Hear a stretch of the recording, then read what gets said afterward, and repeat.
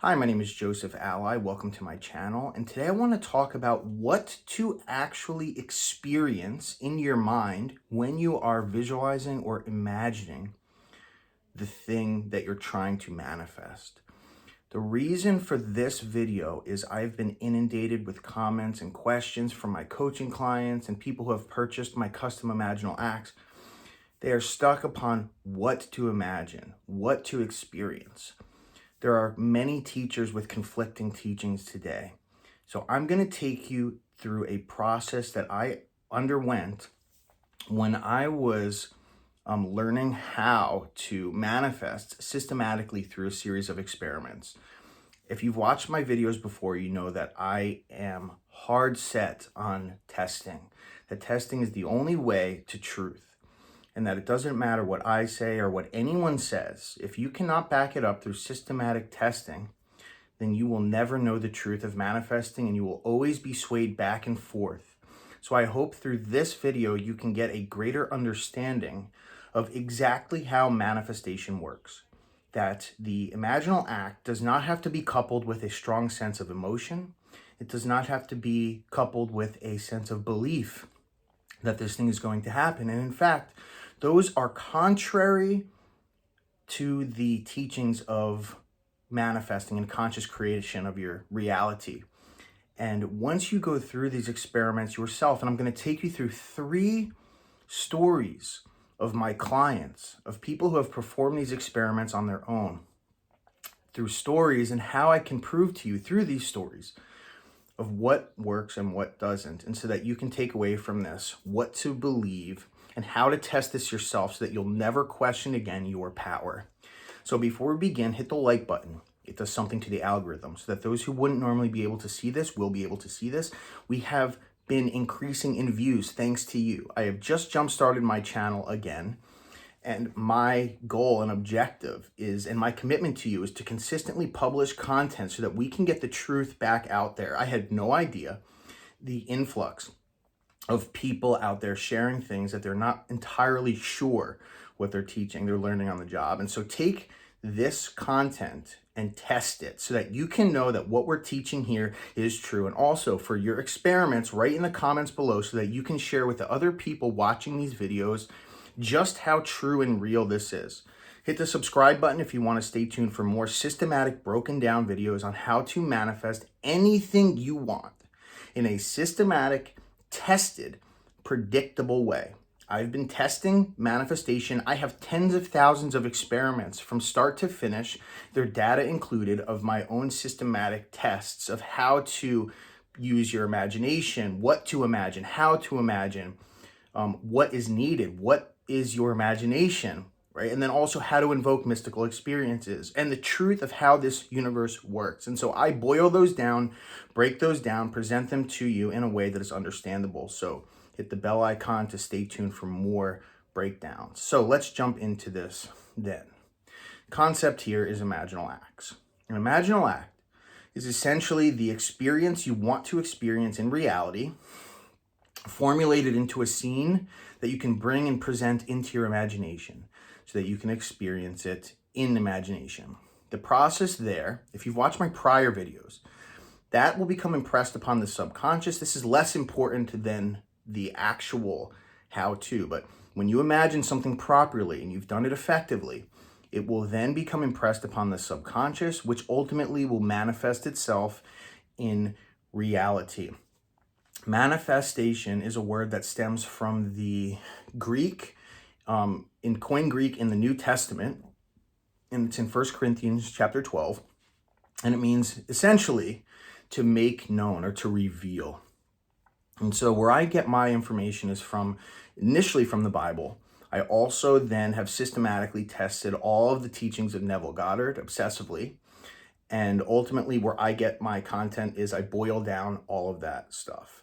The metaphysical interpretation of the Bible, my mystical interpretation and mystical experiences, and then also teachings of Neville Goddard, and then also systematically testing other teachers to see what works and what doesn't. And so when I went through that process, I started doing this back in 2000 2011 when I got involved in what you would know as a cult. And I had no idea that that's what it was. But one of the things that I could take away that I'm forever grateful for, well, actually a couple things. The first thing is I suppose I could call it as my education in the Bible. I've taken courses, metaphysical interpretation of the Bible, and then I've also was obsessed with it for many years. Going to Bible studies daily, learning the Greek, the Hebrew. Another thing that really helped me in my journey was for university. I went to Rutgers University for computer science, mathematics, and physics. And so if I can wrap my head around this, most people who have a science or a math background, they use that as a cop-out to misunderstand these sort of teachings. They say this is not taught in science and math, but that is quite the contrary. Using probability and discrete mathematics, I was able to prove through probability the truth of these teachings, that they are real. And that's what I want to take you through here. So, lastly, one of the greatest things I learned from that cult was to log down all of my manifestations. The way that it was told to me by my mentor back then was to write down all of my answered prayers, and then actually write down the prayers themselves, how you prayed for them, and then what happened. And then on a rainy day, I would always be able to go back and look and see that I did have this power. And that is what I've done since 2011 with tens of thousands of experiments and experiences with, I'm talking about journals, textbook like this filled. I have probably this many filled with experiments, 10, 15 of these things max from beginning to end. And all of them I have dissected, not only just biblical and prayer, but also manifestation teachings through law of attraction and things like this. Ultimately, I tell you that so that you can have some validity in what I say, that I'm not getting this through regurgitation. None of this is through just hearing and sharing it with you. This is all done through testing. Nothing I say is ever just read and regurgitated. It's all been put to the test. So, writing things down and getting the results from it is the reason why I am who I am today. If you begin to test your manifestations in the way that I outline here and use an open mind, objectively, you will find just how easy manifestation is. That you do not have to invoke a strong sense of thrill or excitement. You don't believe that it is going to happen. And in fact, these things are contrary to the law of consciousness. Now, there are teachings even in Neville Goddard in his earlier days where he mistakenly teaches a lot of things. Where and this is just how it works. We learn along the way. I am learning along the way.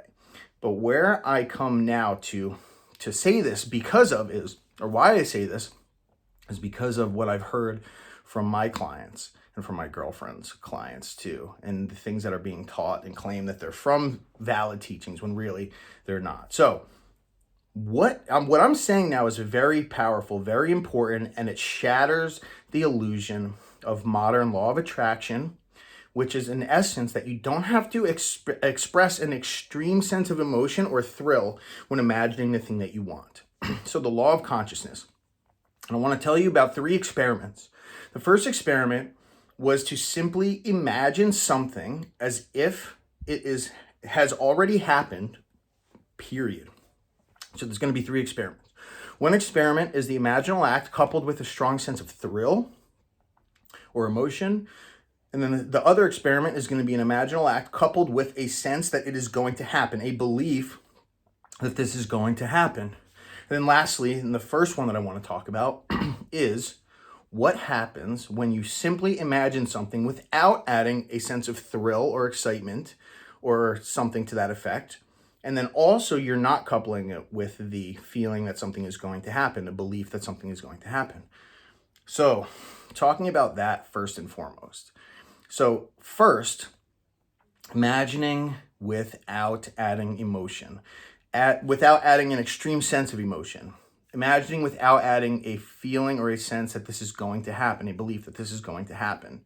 So again, contrary to modern belief, and even in the Christian teachings, law of attraction teachings, and a lot of manifestation teachers that have been brought to my attention today, they often teach that you have to experience something with a deep sense of thrill or excitement in order to manifest it.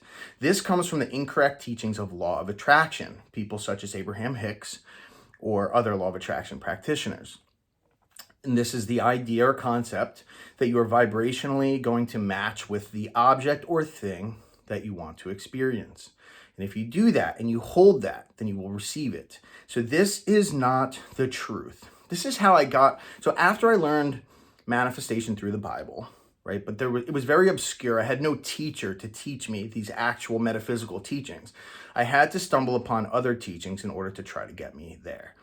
And so with Abraham Hicks, it was taught that I had to experience a thrill, an extreme sense of emotion in order to get this thing. But the way consciousness works, this is our I am, our true self, as Neville Goddard says, is we have to experience something from the perspective of already having received it, and we shall have it. And that's in scripture, right?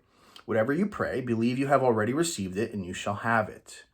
So this is a loaded phrase, a loaded verse that I utilize regularly in order to receive my manifestations. But you've got to break it down. It says, whatever you pray, prayer is the word for imagining. So whatever you imagine, believe you have already received it and you shall have it. The word belief here, pistis, does not mean an expectation that something is going to happen. That is not what the word belief means. And even when you take the verse in its entire context, if you take the word belief, really what it means is to experience. So whatever you imagine, experience it as if it's already happened and you shall receive it. So there does not say within that a thrill. It does not say believe that it's going to happen. You believe that it already has happened. You experience it as if it already has happened. So in plain English, what this means is imagine the end. Imagine after the end, after already receiving it. So when you break this down into a systematic function of your mind, it's saying to you, hold it and take what you want as if you already have experienced it. In this case, for the first experiment, it was someone manifesting a rare coin. So she had imagined simply that she had told me that she has found a rare coin. She had found a rare coin while she was walking. That was it. So what she did was she imagined having a coin in her hand and then calling me and saying, I found a rare coin. I found a rare coin. And then heard me saying back to her, I told you would find a rare coin. That was it. There was no thrill. There was no satisfaction. It was simply an emulation of experience, a pretending that something happened already.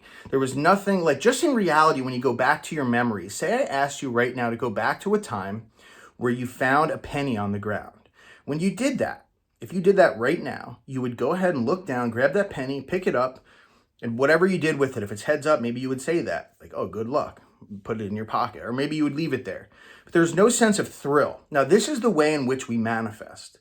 We have to experience something in reality. We have to copy what it would be like, that experience in reality. And when she did this, it happened just the way that she imagined. She found the coin on her daily walk, picked it up, and then called me and said, Joseph, I found the rare coin. And I said, I told you would, or I said something to that effect. And it was simple. That was that's the simplest, most effective way to manifest. You describe a scene from the point of view of already have receiving it, right? So it's already done. So in this case, in the scene, it was in her hand. She didn't even pick it up off the ground. It was in her hand, and she called me and said, I found a rare coin on the ground. And then I reiterated back, I told you would. Now this is loaded with a couple different things. The first thing is it's already done. She hadn't picked it up off the ground, but how do we then know and convince our subconscious, or even just leave out the term subconscious, how do we replicate the truth of that experience? So our consciousness replicates that which we hold within the imagination, that which we present to it. It replicates it. That is its job. It does nothing related to thrill. It needs nothing like that whatsoever. This is a faulty teaching that has caused most people, or so many people, to go insane, that when I tell them you do not have to feel this thrill, it's the greatest relief if they believe me and test it themselves. So that was all that was required here. I want to talk next about the next experiment, which was coupling the imaginal act with a sense of thrill. So in this case, this person had imagined that they received a promotion at work, and that was what their objective was.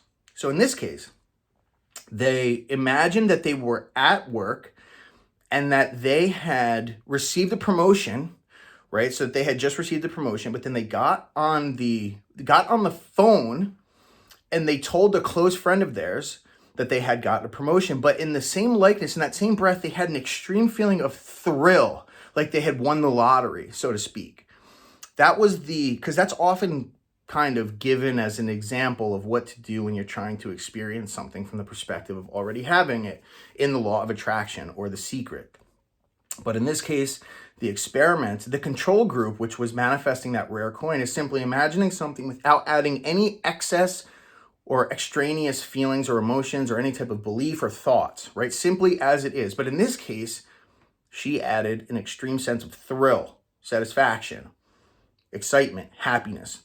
And what happened was she got passed up for the promotion, but she won an award, a separate award in her career of choice and the job that she was at for some extraordinary feat.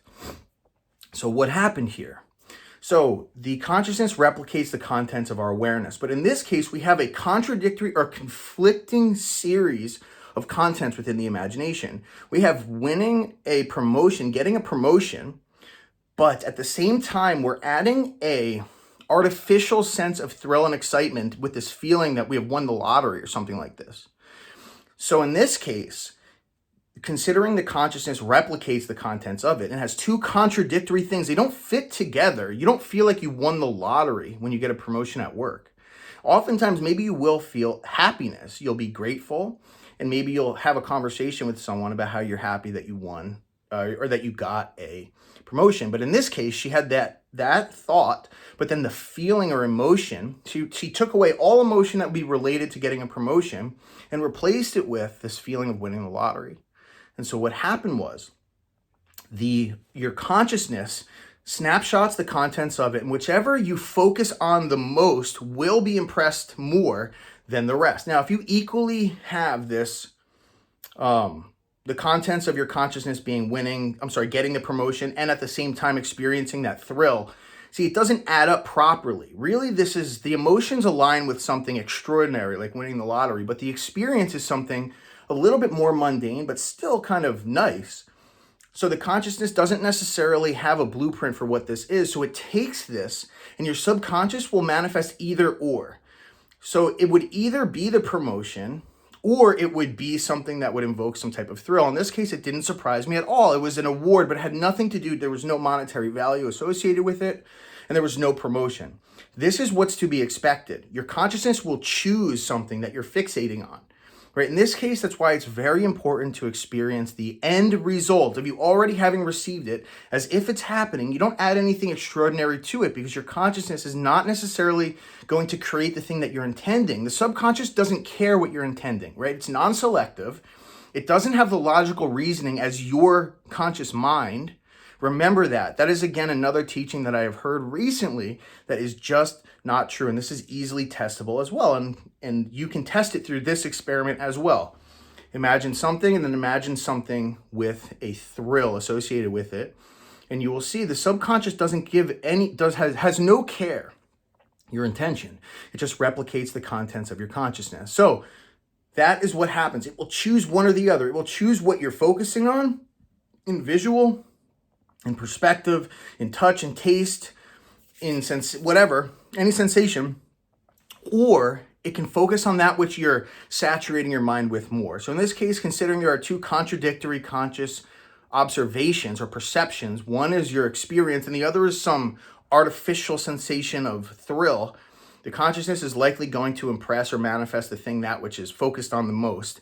And in this case, you have to experience, so what happens that you replicate it is the emotion itself must be replicated in reality.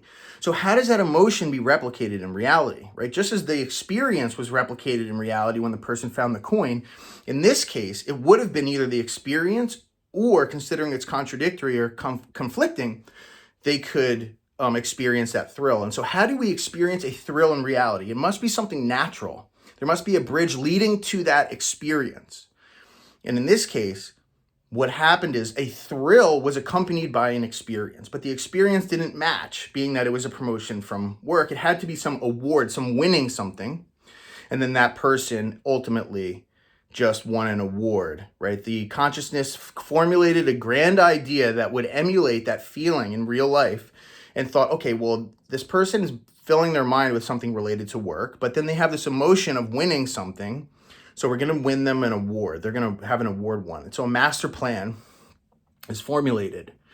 And that is ultimately what brought them to a point where they won an award for their position. Now, that is what to expect. That's why you don't add things that are artificial. You simply want to experience something. If you want it the way that you want it, experience it the way you would experience it, not in some thrill. In fact, in many cases, such as, say, a specific person, when you're manifesting or you're imagining, say, a 1-year anniversary, you're not going to be filled with some thrill. You're probably not going to be crying. You're like, this has nothing to do with manifesting at this point. This is something completely different.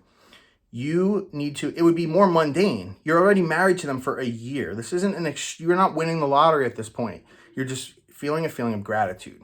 So keep that in mind. Extremely important. But again, you can test this. Choose something and add a sense of thrill or emotion with it and watch what happens. It can be a random choice between the two things, the first thing that you experience or that thrill. Now, last but not least, I want to talk about the final experiment. And this was a person who was attempting to win a trip, a vacation. And so what he did was he imagined winning a vacation. That is what happened. Like literally in his mind, he specifically imagined having already won a vacation. So in other words, in this case, he wrote down from the perspective of the future saying, I'm so grateful I won I won a vacation. I won a free vacation. And then what happened was he filled his mind with the feeling of belief that this is going to happen. This is going to happen. This is going to happen. This is another confusing and incorrect teaching that people fill their content with in order to get you to, I mean, there's this idea that we have to believe, right? This comes from an incorrect experience or experiential or I guess you could say incorrect interpretation of Christian teachings, which is filled with this term belief and faith. So the idea is that you have to believe something is going to happen in order for it to happen. But this is not true. Again, your consciousness creates, it replicates, it will carbon copy the contents of your awareness and thereby refract it into time-space. Through time and space, it's experienced through awareness. So in this case, the person experienced having won a free trip, but then they saturated their mind with this feeling and they were living throughout the day saying, this is going to happen. I believe this is going to happen. And even while they were writing that thing in their mind, I believe this is going to happen. So again, here, I want you to predict what I'm going to say here.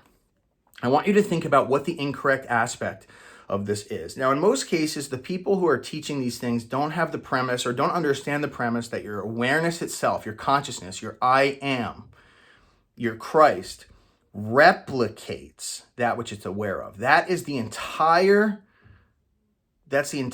aspect of your consciousness, right? Nothing related to believing something is going to happen. There's no magic trick or series of words that you have to use or technique. Your awareness or consciousness is always doing this. The thoughts within it are being replicated. Your imaginal acts are being replicated. This is what's happening. You're always manifesting morning, noon, and night. There's nothing you can do about it. And in most cases, you're not having a thrill throughout the day and you're not believing something is going to happen throughout the day, right? The entire life that you've had before you've ever come upon manifesting, guaranteed you did not walk around day by day thinking something is going to happen. You didn't. It's not necessary and it's contrary to manifesting. And in this case, what happened was this person manifested getting an email about a contest that they can win a free vacation. I forget where it was to. But the point here is they thought, at this case, as would anybody, for the most part, that, oh my goodness, this is a part of the bridge of incidents, right? So they're thinking in their mind, okay, I experienced winning a trip, but I've also been experiencing at the same time, even when writing it down, that this is going to happen. So the contradiction here is that they're experiencing something as if it's happened, coupled with something hasn't happened yet. Do you see how this is not after the end? If within your conscious mind and your thoughts, you're thinking something is going to happen, that means you are not after the end. So again, all of those manifestations that you have gone through where you have thought to yourself, this is going to happen, I believe this is going to happen, you have been doing it wrong. But in this case, what could happen? And so in the most cases, if you imagine properly, meaning exactly as you intend, imagine winning the trip, but also imagining that it's going to happen, there's a 50-50 shot that you can experience the trip, the winning the trip, or experience that what is going to happen. So in this case, what happened to this person is they manifested that email, but nothing ever happened. That trip never manifested. And that means they did it correctly. When I say correctly, I mean their consciousness did the exact work it was supposed to do. It replicated the contents of their consciousness. It replicated that it was going to happen. And what happens if something is going to happen? That means it never happens indefinitely. It continually is pushed further and further and further until they stop imagining altogether, and then it just stops happening. So if you want to manifest something, stop thinking it's going to happen and simply experience it as if it already has happened. This is the key. I have seen this in my own experience. I gave you 3 experiences of other people, so I'm not just going on about my own. But in this case, you can also systematically test this. Now, some of you will be saying, yes, but I did this and I got this result. Again, the point is that whatever you focus on more in your consciousness will likely take precedence when it gets impressed upon the subconscious. So if you're imagining the end, something after you've already received it, and you're paying more attention to that than you are imagining something is going to happen, then you will take precedence. Your consciousness will likely be focused upon the experience of winning it and will manifest it. But in the cases, if you're actually thinking to yourself, this is going to happen, that will take precedent. And in most cases, because there's a contradiction or conflict, there's a random, range of possibilities that could happen. Now, again, your reality must conform to the contents of your consciousness. It must replicate itself and then be presented back to you, right? God's word cannot come back void, is in scripture, which means it must be presented to the sender. It must be presented to he who created it. So you'll never miss a manifestation. You will never forget it. It'll never surpass you, right? It's not a vibration that's going to go land somewhere else. No one else is going to receive it unless you imagine in third person perspective, of course, which is, again, another experiment that you can do that I've done many on. But the point is you must get the results. And so this is a perfect reason why it is imperative to systematically test manifestation. Now, here's the thing, right?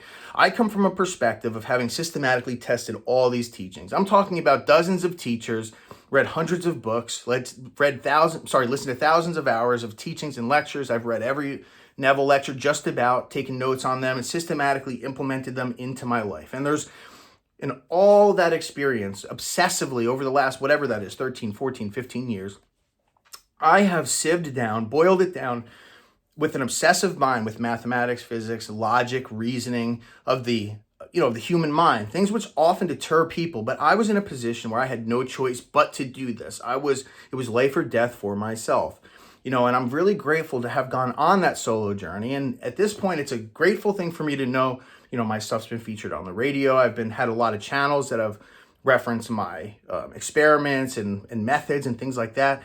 It's helped so many people. And so that is why I give to you the same experiences that I've had, this systematic testing. I promise you, I stake my life upon it, that if you do exactly as I say with these experiments, you will not disprove manifestation. In contrary, if you take these experiments and put them to the test, the results that you get will have probably 100-fold the impact on you as watching one 30-minute video like this one. My experience was masterfully crafted through the data that I obtained through systematically putting to the test manifestation techniques.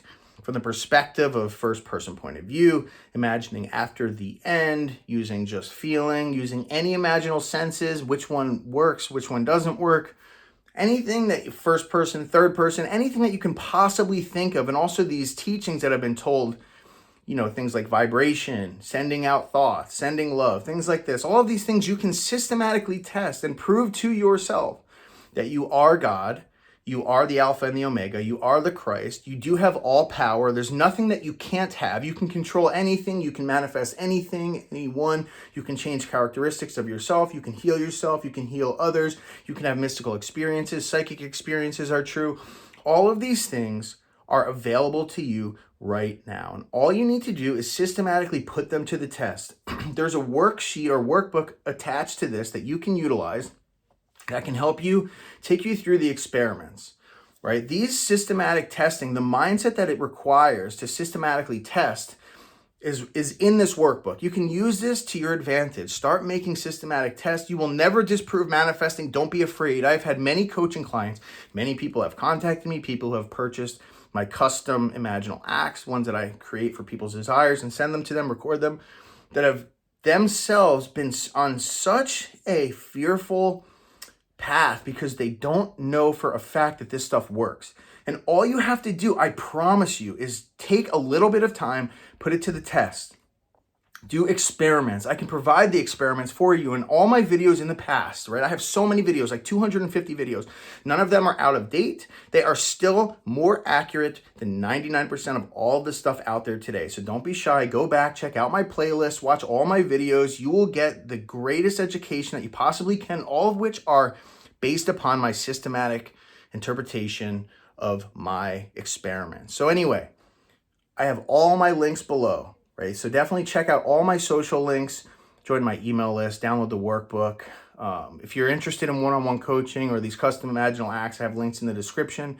Thank you so much for being here. If you like this, hit the like button, hit the subscribe button for more broken down, data-driven, predictable results, predictable techniques on how to manifest anything that you want in a way that is testable. No more hope manifesting. You no longer have to hope that this works. Test this and receive the results now. Anyway, stay tuned for next time. Thank you so much.